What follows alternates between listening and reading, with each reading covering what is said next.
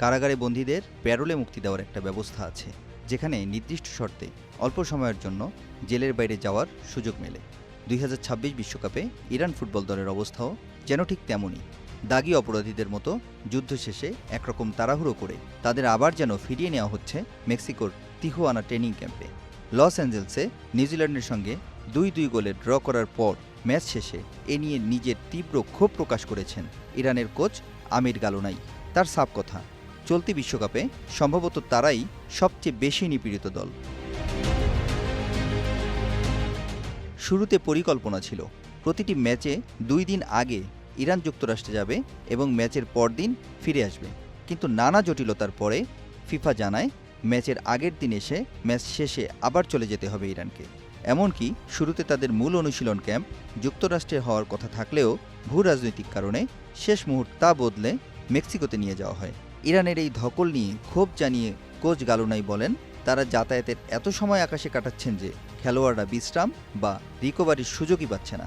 Draw করার পরপরই তাদের লস অ্যাঞ্জেলস ছাড়তে বাধ্য করায় এটিকে বড় বিপর্যয় হিসেবে দেখেছেন তিনি। এদিকে ইরানের অধিনায়ক মেহেদি তারেমি জানান, ম্যাচের পর ফিফা সভাপতি জিয়ান্নি ইনফান্তিনো ড্রেসিং রুমে এসে দলের সঙ্গে দেখা করেছেন।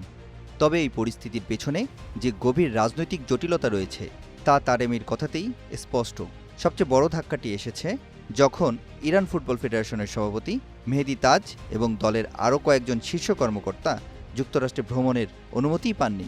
মাসের পর মাস ধরে চলা উত্তেজনা আর অনিশ্চয়তার পর ইরান এমন একটি দেশের আয়োজিত বিশ্বকাপে অংশ নিচ্ছে যার সঙ্গে তাদের কার্যত যুদ্ধ অবস্থা বিদ্যমান।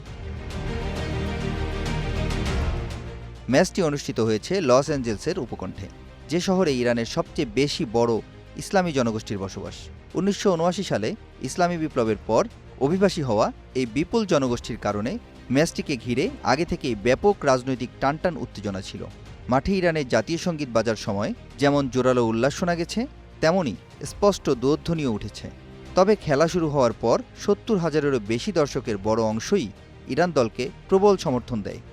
এমনকি ফিফার নিষেধাজ্ঞা অমান্য করে গ্যালারিতে ইরানের বিপ্লবপূর্ব সিংহ ও সূর্য প্রতীকের পতাকা এবং কোথাও কোথাও তার পাশে ইসরায়েলের পতাকাও দেখা গেছে।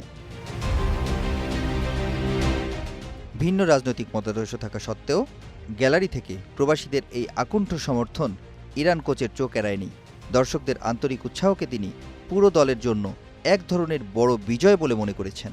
মাঠের বাইরের এত সব নিগ্রহ আর মানসিক লড়াইয়ের পর ইরান এখন পরবর্তী ম্যাচের প্রস্তুতিতে ব্যস্ত।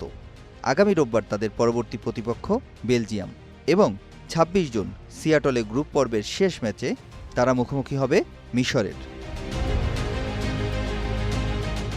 Gazi Akhtar Parvez, news desk, global television.